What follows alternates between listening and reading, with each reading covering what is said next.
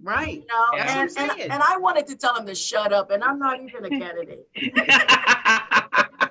All right, guys, we are live now on Facebook and want to welcome you all to the weekly business briefing. This month, I am Crystal Mitchell. Want to thank everyone for our viewers for tapping in today. For the month of October, we are going to discuss everything that pertains to the election that is coming up in November 3rd. Information is so powerful right now, and this election is we got to vote like our lives depended on it. So I think it's very important that we bring people to the table that have information and give us the pros and cons. You have to make your own decisions, but you at least have to have the knowledge. So want to thank you all. I want to welcome Miss Robin Billups to the team now. She's going to be working with us and bringing us some great guests. And Mr. Stephen is over there. And thank you, please, Stephen. And today our guest is Miss Karen Blackwell, and she's going to talk about Proposition 16. It's very, very important to us. It's really important. And I think in 1996, when it was banned in the state of California, we might not have quite understood what was going on. I know I was in my early 20s. I was right out of college. I hope I said I voted the right way, but I cannot guarantee that that's what happened. But now, as I was saying earlier to Robin and Karen, there is not a ballot that comes across my table or for me to vote on that I have not gone through everything. I've researched it. It takes me like 3.5 weeks to make sure, down to the judge. If I'm voting for the dog catcher, I want to know what his morals are. I don't want anything to pass up. So we're gonna get this conversation started. But let's Ms. Robin, would you like to say a few little words? You guys, thank you for being here, and it's critically important that we vote consistently, not just that we vote, but that we pay attention from now on. It's not just the presidential election, it's the down ballot stuff that really affects us every day. I wasn't planning to look up the stats for the census, but the last time I looked at the stats, only 64% of the folks in Los Angeles County had completed the census. It closed as of September 30th. So it'd be real interesting to see, how did that grow and what happened in our community as far as completing the census, especially in the Black and the Brown community, because again, that determines how much money comes from the federal government to our marketplace. So again, thanks for creating this platform, Crystal, so that we can be educated and informed and make decisions a little bit better. Right, and I believe there has been an extension on the census to October 31st. So if you haven't done that, I know we've been so preoccupied with everything election and everything Trump that there are things that are going on locally that we have to take care of. So we want to welcome you all. This is a platform for our community so that we can bring you and us together to talk about things that are important to us and our community to ensure that we are thriving for our future, past COVID, past economic, everything. So today, again, I'm Crystal Mitchell, the co-director of Recycling Black Dollars and the talk show host of the Business Zone. And I want to welcome you. And with that, Ms. Karen, we're going to turn it over to you and give us our pros and cons. Before Karen, but let me just read something real quick to kind of get us started. So in 1996, California voters banned consideration of race, sex, color, ethnicity, and national origin in public programs. So the California voters approved Prop 209, and very critical to the consideration of occupation, public education, public contracting in the state of California. So Prop 16 is here to reverse that. And Karen is going to give us the pros and cons and all the information that we need to have in order to make informative vote November 3rd. Welcome, Karen. Well, thank you. Thank you so much, Crystal, Robin, Stephen. The work that you guys are doing on behalf of the Black business community, and like curb cuts, right? Curb cuts were for the disabled, and then it helped everybody. I think that while your program says it's for the Black business community, actually the information that you guys provide helps everybody. And so I hope that over time, your circle, as your influence continues to grow, because you're providing valuable information to all business owners, and in that sense, to everyone. But it's also really important to have a lens to look at what it means to the African-American business community, because the challenges and barriers that our business owners face are extensive. Just as a quick rehash for those people who don't know me, and there are a lot that don't, my experience as a business owner, running a program for the Department of Commerce for minority businesses, then being a assistant deputy mayor for the city of Los Angeles Economic Development. And then finally, before I left my career, was with corporate America as the supplier diversity person for Nestle for North America. And I think it's important to say that part of it, because that helps you understand why I thought it was so important to really talk about this, to really start to look at how policies are implemented, right? We hear one thing and we look up and we see something else, and we don't know why it looks like that.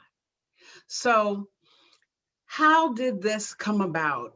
Proposition 16 was approved by the state legislature on June the 25th. It was authored by Representative Shirley Weber out of the San Diego area. It was signed on by the majority of the legislature, the African American, which is called the Black Caucus, signed on. So there was approval.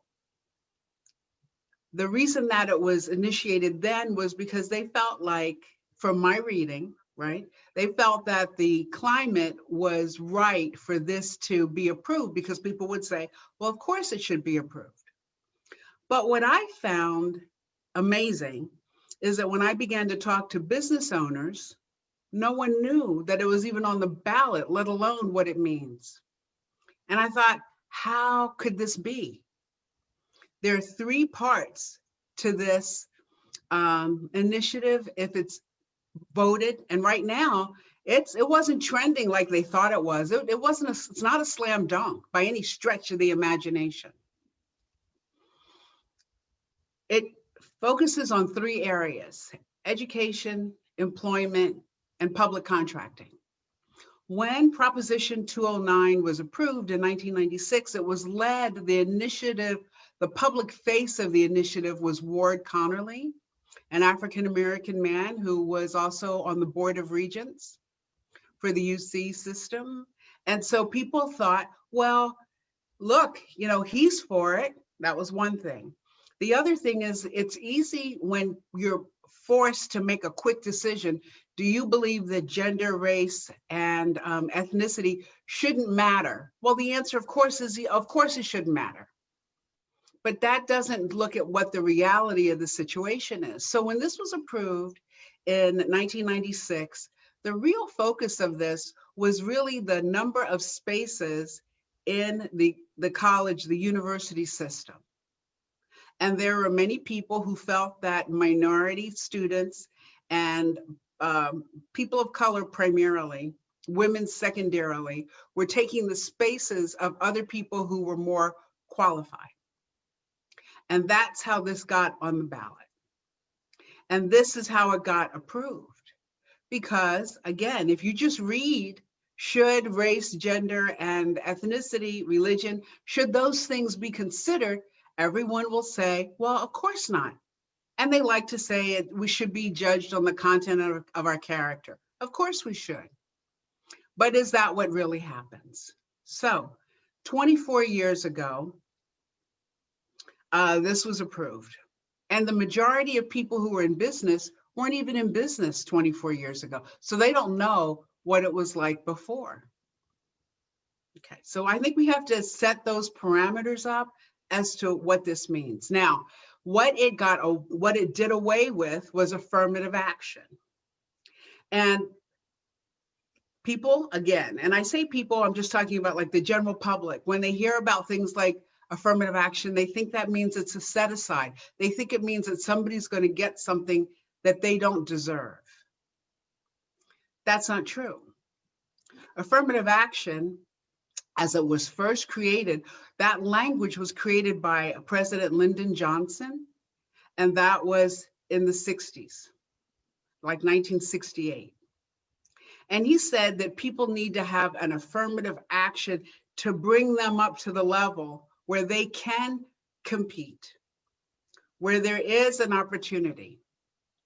So we have now had, since the term affirmative action came into play, we've had like, what, I don't know, somebody quickly do the math. It's like 30 plus years of doing this. So at this point, our community is educated. Our community does have experience. Our community does have a desire, does have a drive. We have expertise, but there are still barriers to public participation.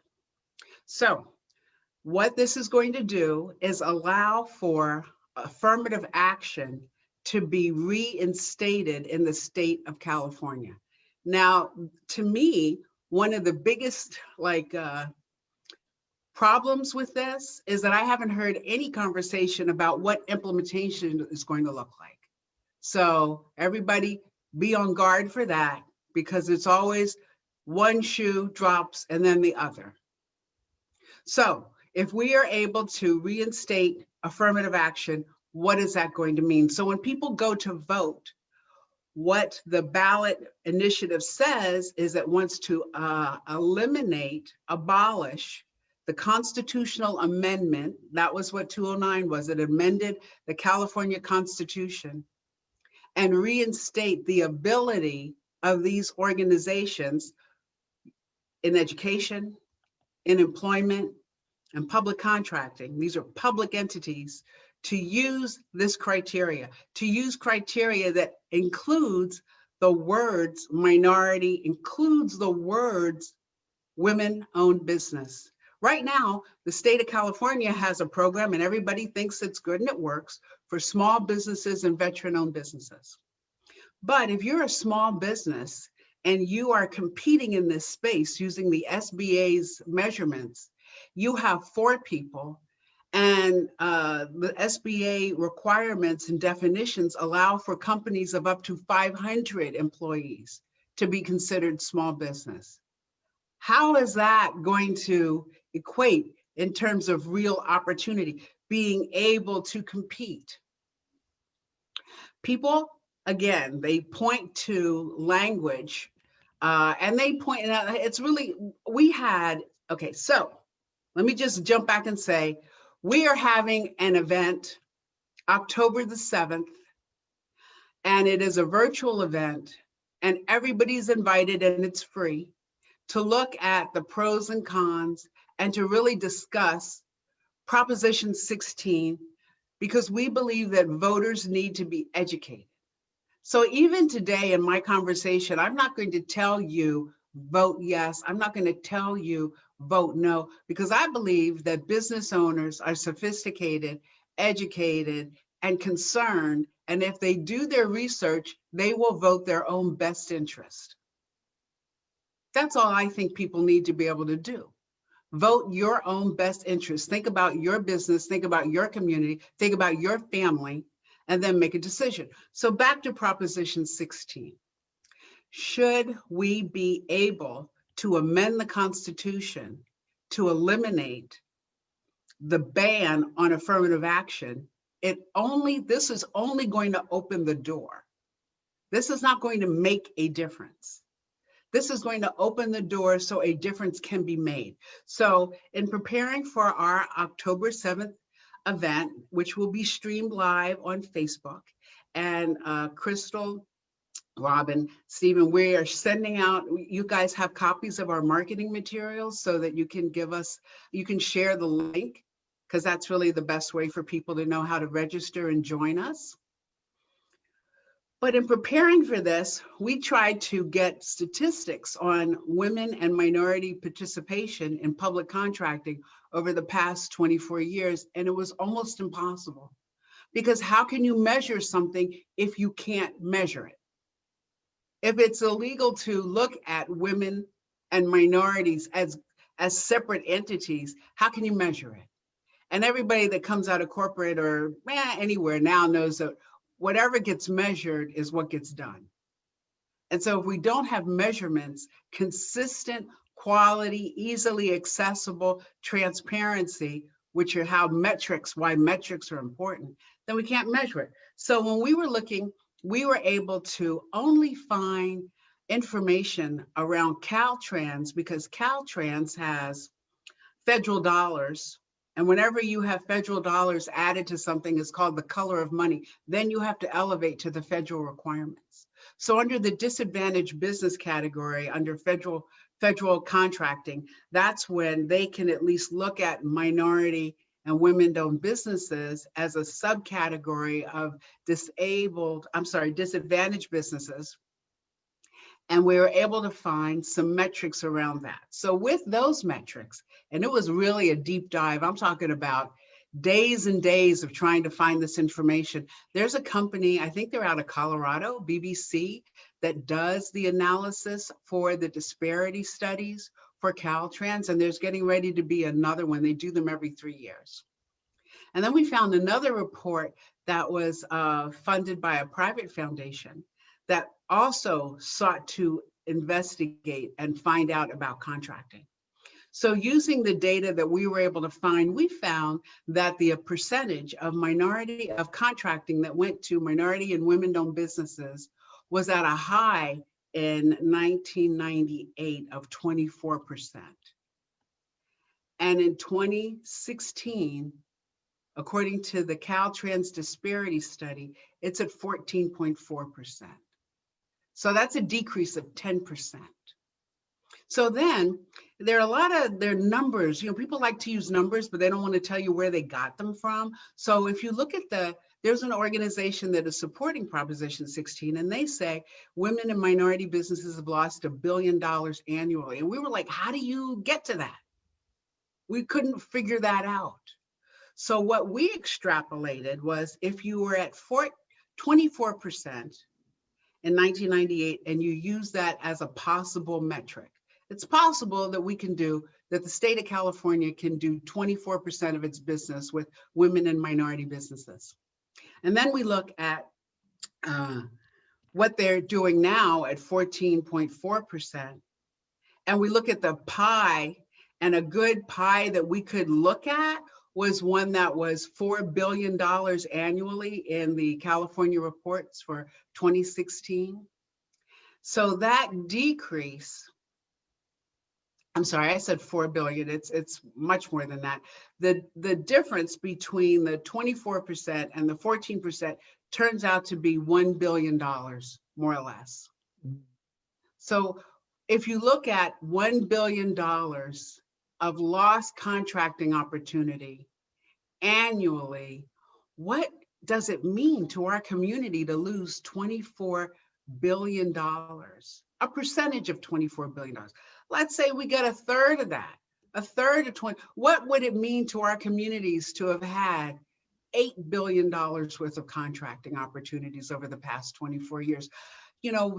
There's an old saying that, like with the voting rights bill that was approved. I mean, people like to approve things that are really kumbaya. They make us feel good. When they stop feeling good is when we start dividing up that pie, when we start talking about money. Then all of a sudden, crickets. Okay? So we've had a lot of feel-good conversation, but when it comes down to really looking at the money, all of a sudden, the opportunities seem to dry up. It's quiet. And the reason that I bring that up is because with affirmative action, people want to talk about education. That's good. With affirmative action, people want to talk about employment. That's good.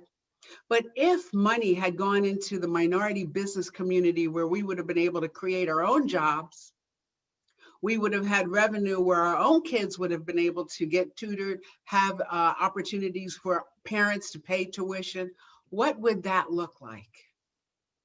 So instead of driving the conversation around the feel-good aspects, I believe minority women business owners must step up and demand accountability around things that have a direct economic impact in our communities, which is why Proposition 16 is so important.